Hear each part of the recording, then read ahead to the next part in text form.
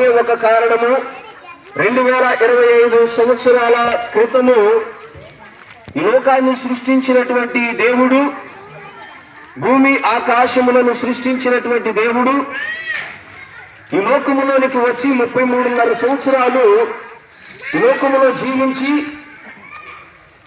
Good Friday దినమున ఆయన మనుషులందరి నిమిత్తము మరణించినట్టుగా, మనుషులందరి పాపముల నిమిత్తము, శాపముల నిమిత్తము బాధపరచబడినట్టుగా పరిశుద్ధ గ్రంథము చాలా స్పష్టంగా తెలియపరచబడుతూ ఉన్నది.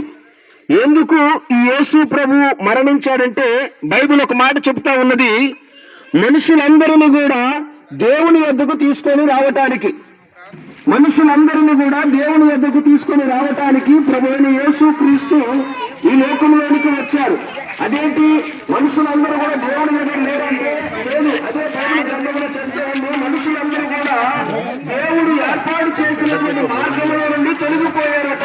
తొలగిపోయి వారి వారి ఇష్టానుసారమైనటువంటి మార్గాలలో నడుస్తూ ఉన్నారు.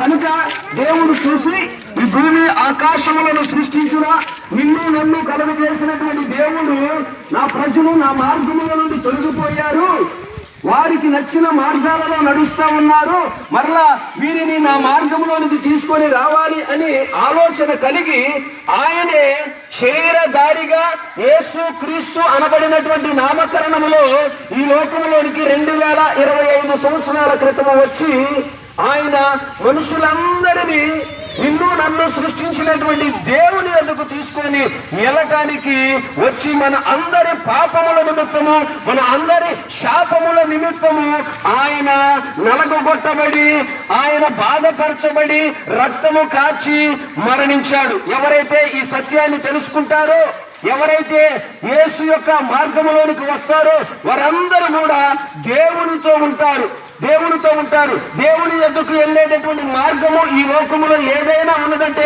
అది బైబిల్ చెబుతూ ఉన్నది యేసు యొక్క మార్గము. ఎందుకంటే దేవుని యొద్దకు తీసుకువెళ్ళేటటువంటి మార్గము ఆయనే. అందుకని యేసయ్య అన్నాడు, ఈ లోకములో ఉన్నప్పుడు నేనే మార్గమును, నేనే సత్యమును, నేనే జీవమును, నా ద్వారా తప్ప ఎవరు కూడా తండ్రి అయినటువంటి దేవుని యొద్దకు చేరలేరని. కనుక యేసు ప్రభు రావటానికి, యేసు ప్రభు మరణించడానికి, యేసు ప్రభు మరలా మృతులలో నుండి తిరిగి లేవడానికి ఒకే ఒక కారణము, మనుషులమైన మనందరూ కూడా దేవుని వద్దకు తీసుకొని వెళ్ళటానికి. కనుక ఈ సత్యాన్ని తెలుసుకోనండి, నీవు దేవునితో స్వర్గ రాజ్యములో ఉండాలనే ఒక ఆశ నీకు నిజంగా ఉంటే ఇదే మార్గము. ఈ మార్గము తప్ప ఈ లోకములో మరొక మార్గము లేదు అని స్పష్టంగా చెప్పబడుతూ ఉన్నాం. కనుక రండి, ఈ మార్గములోనికి రండి, దేవునితో అనగా స్వర్గ రాజ్యాన్ని స్వతంత్రించుకొని మనము ఈ లోక యాత్ర ముగించిన తర్వాత దేవునితో యుగ యుగాలు కూడా కలిసి ఉందామని తెలియజేస్తూ ఈ మాటలు ముగిస్తున్నాను.